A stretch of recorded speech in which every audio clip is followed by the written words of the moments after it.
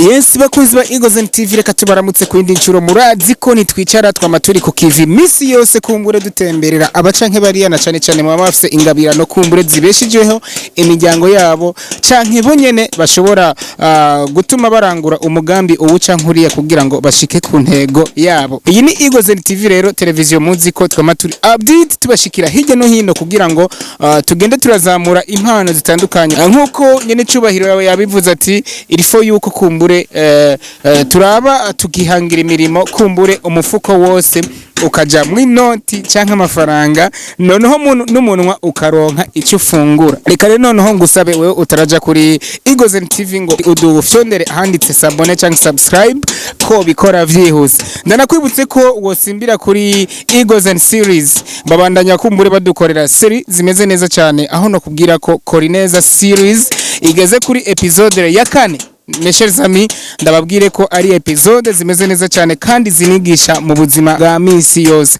Ndanakwibutse ko kuri Eagles series tugenda tubakorera amakomedi agatandukanye kumbure aho zimwe zigenda zibashimisha aho tugenda turibona na cyane muri commentaire ukuntu mugenda mutwandikira. Turi rero muri zone Rutegama mu ntara ya Gitega aho twagendeye kumbure abapapa basanzwe bakora umwuga wabo wo gukora imireko n'imbabura. Imbere rero yuko kumbure bayidukorera kuri screen za kamera za Eagles TV reka tubayagishe gato hanyuma twirabire ukuntu bayikora.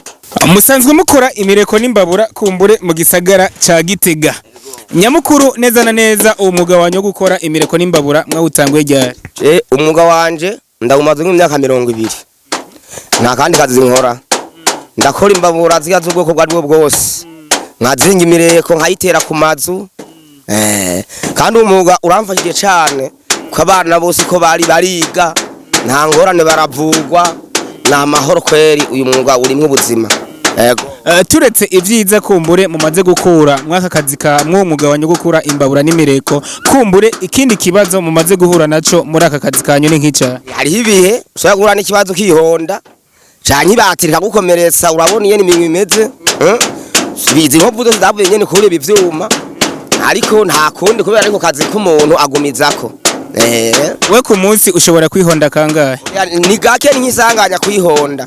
Haraho n'ukwezi guhera n'amezi abiri agahera. Mwiyo bishitse urumva ubanye nuko nyene iyo bishitse ukihonda uri mu bantu bigenda gute? Uri wihangana nyene urashabura kama ukahagarara gato ukumva nene tameze neza nyene hanyuma nyene ukaboha n'agakanda nyene agashambara hamukabandanya nta kundi. Nta munsi birashika ukarira wihonze? Oya canke urira uca hirya y'abantu uriherera nka hariya nyene ukagira ibibazo kwira abantu bibatwenge ukagaruka gukora nta kundi. Bakunda kuvuga ko canke abeshi babona ko kumbure abantu basanzwe bakora ibintu vy'imbabura n'imireko ngo ari bava mu muryango w'abatwa.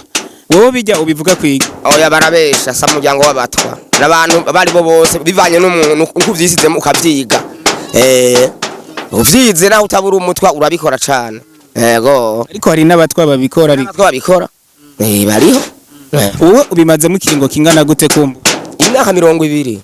Yego wubatse wanarongoye kumbure ukora umwuga? Oya nabyinjiyemo maze umwaka nzanye umugore. Ubu nibaze ko ufise abana batari bato. Umwana wa mbere afise imyaka ingahe? Umwana wa mbere afise imyaka 20. No wari hanze.